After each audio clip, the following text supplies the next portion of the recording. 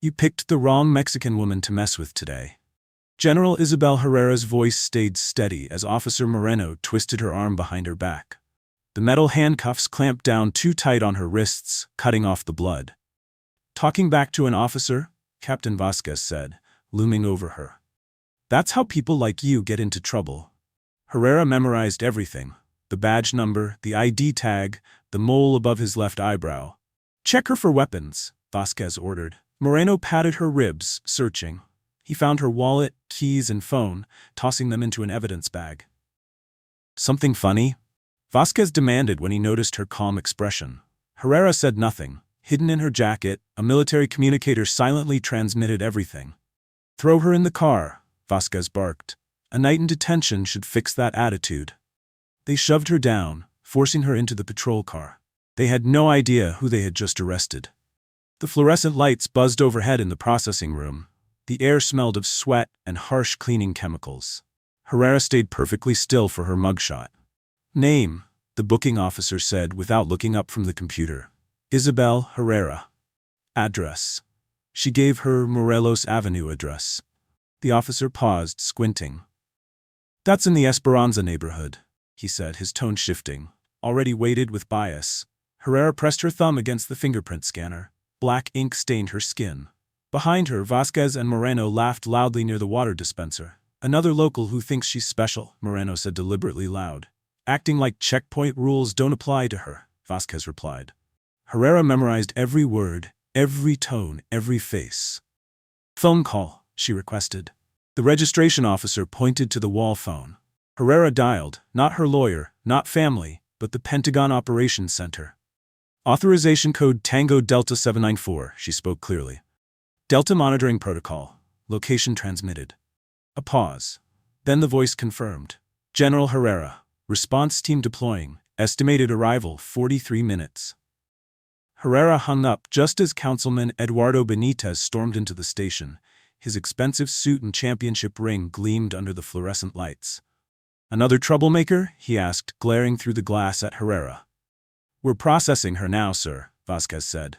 Good. These checkpoint rebels need to face consequences. The program is too important, Benitez replied. Herrera was escorted to a holding cell. The door slammed shut. She sat on the metal bench, back straight, face calm. The wall clock read 9:17 p.m. In exactly 43 minutes, everything would change.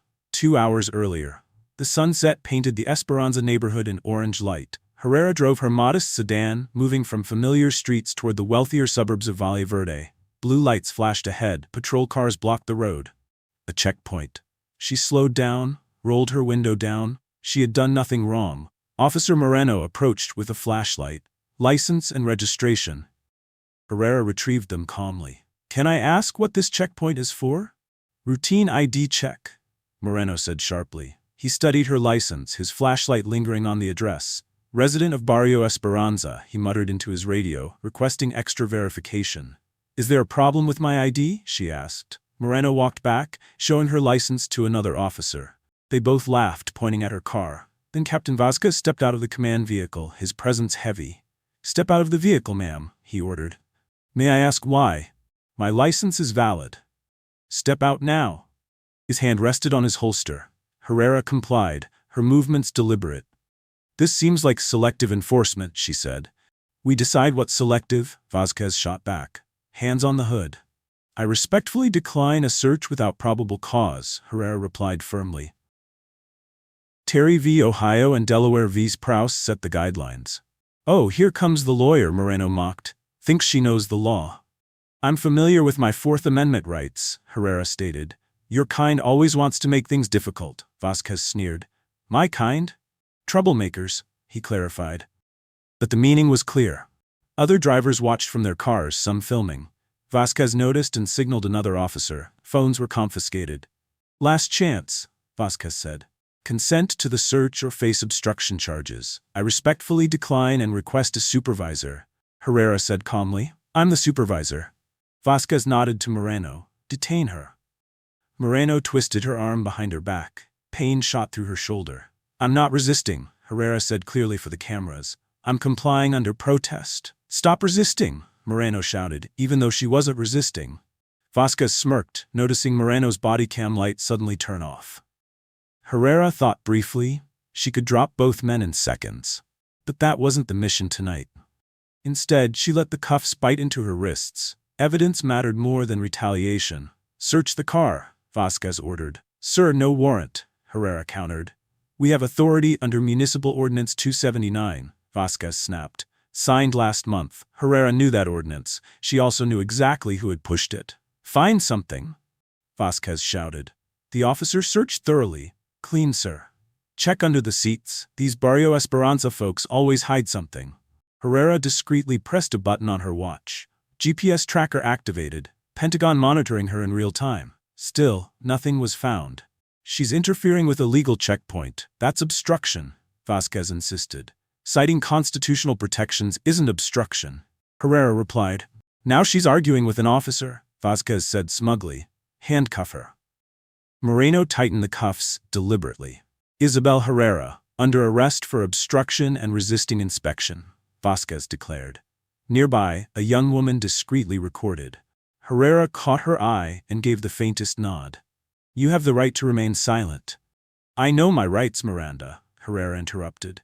"You'll get whatever we decide to give you," Moreno snapped, shoving her toward the patrol car. Herrera observed carefully. Other residents of Esperanza pulled aside, harassed.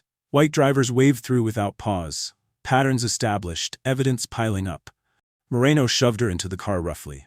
"Badge number 417-2, Herrera said aloud. "That use of force was unnecessary." "Shut up," Moreno barked, slamming the door. Through the glass, Herrera watched Vasquez laugh with another officer, gesturing toward Esperanza. The patrol car pulled away. Herrera sat calm, her mind already reviewing Pentagon protocol. The trap was set. The Valle Verde station smelled of stale coffee and floor cleaner. A single light buzzed above the interrogation room. A metal table sat bolted to the floor. General Isabel Herrera sat upright, her wrists still locked in the tight handcuffs. She had been in custody for 2 hours. The door opened. Captain Vasquez entered with a thin folder. He dropped her confiscated belongings onto the side table. His smile was all mockery. "Isabel Herrera," he said, flipping open the folder. "Address in Esperanza. No record. First time you've been reminded that checkpoint rules exist?" "I'd like to speak with a lawyer," Herrera replied calmly. "Soon." Vasquez leaned against the wall, ignoring her request. "Let's chat first. We've got a problem in this city. People who don't respect authority. People who think the rules don't apply to them." Herrera remained silent. Her military training and resistance to interrogation kicked in. The less she said, the more they revealed. Vasquez pulled out her military ID. He turned it over in his hand and scoffed. "General of the Marine Corps. 4 stars? Nice fake. I'll add impersonating military personnel to your charges." "That ID is real," Herrera said evenly. "Sure it is. And I'm the Secretary of Defense." Vasquez tossed the ID onto the table and laughed. His phone buzzed. He checked it, smirked. "Our concerned citizen is here," he said, heading for the door. Herrera heard muffled voices through the thin walls. A new one joined them, confident, commanding. "Councilman Eduardo Benitez." "Yes, sir," Vasquez said outside. She gave the usual constitutional speech. "Had a fake military ID too. Marines. Says she's a general." Benitez's voice carried through. "Process it. Make an example. These checkpoint rebels are threatening the whole program." Herrera sat still, noting every word, every violation. The door swung open again. Vasquez re-entered, Moreno at his side. He dropped a confession form on the table. "Sign this for obstruction. Lesser charge. Out by morning." Herrera studied the paper but didn't touch it. "I'll wait for my lawyer." Moreno leaned on her chair. The captain asked nicely. "And I politely declined," Herrera said firmly. Vasquez smirked. "People from Esperanza think they're special, but this program, it's cut crime in Valle Verde by 30%. Selective enforcement isn't real enforcement," Herrera countered. Moreno tightened his grip on her shoulders. Vasquez leaned in. "We've got all night." He stepped on her ID as he circled the table. "This little military costume doesn't impress me." Before he could say more, a sharp knock came at the door. Detective David Morales entered. His sharp eyes scanned the scene. "Captain," Morales said carefully, "a word outside." Vasquez scowled but followed him out. Through the wall, Herrera caught their urgent whispers. The door opened again. Morales entered first, followed by a visibly tense Vasquez. Morales picked up Herrera's ID and examined it. "Captain, this has every security feature. Holographic seal, microprinting, watermarks, all genuine. Nice fake, huh?" Vasquez sneered. "I served before joining the department," Morales said quietly. "This is real." Vasquez's confidence faltered. "Then she stole it." Morales looked Herrera in the eye. "Name and rank?" "General Isabel Herrera, U.S. Marine Corps," she answered firmly. Morales straightened instinctively. 4 stars. Recognition flashed across his face. "Captain, this is one of the highest-ranking officers in the military." Vasquez sputtered. "Still a fake." The door burst open again. Councilman Benitez strode in, adjusting his tailored suit. "What's the holdup? This should be routine." Morales faced him directly. "Sir, she appears to be a general in the Marine Corps. We need to verify." Benitez waved it off. "The captain will handle it. Detective, find somewhere else to be." "With respect, sir," Morales insisted, "if we've wrongly detained a general, the department could face catastrophic consequences." Benitez's cold smile returned. "A very big if. The protocol here is mine. The checkpoint program is mine. Don't overthink your role, detective." The phone on the wall rang sharply. Vasquez answered, his face paled. "Reception says people are calling for General Herrera." "From who?" Benitez demanded. "Pentagon, DOJ, Governor's office," Vasquez whispered. The room froze. Herrera stayed calm. "Justice is coming." Morales turned toward her. "General, may I remove those cuffs?" Benitez snapped. "Step back, detective." "She's been confirmed," Morales argued, continuing to hold her as unlawful. Another radio call came in. "Captain, multiple military vehicles just pulled into the lot." Vasquez went pale. Benitez's composure cracked. The door opened again. Colonel Jimenez entered, flanked by military police. His silver eagle insignia gleamed. "General Herrera," Jimenez said, saluting. "Colonel," she replied, standing tall. Benitez stepped forward, smiling too wide. "Councilman Eduardo Benitez, this was all a misunderstanding." "Please remain here, Councilman." Jimenez cut him off coldly. "We'll be questioning you shortly." He turned to Vasquez. "Captain, this station is now under federal oversight. Your cooperation isn't optional." Within minutes, military personnel flooded the building. Screens lit up in the conference room, showing maps of Valle Verde. Red dots marked checkpoints. Arrest stats appeared on the displays. Herrera stood at the head of the table. Vasquez, Moreno, and Benitez were seated far apart, surrounded by military police. Morales quietly uploaded files to the Pentagon team. 6 months ago, Herrera began, the Pentagon began monitoring Valle Verde's checkpoints after receiving dozens of civil rights complaints. She pointed at the map. 89% of drivers stopped were minorities. 94% of arrests targeted minority residents. Traffic violations occur equally across demographics.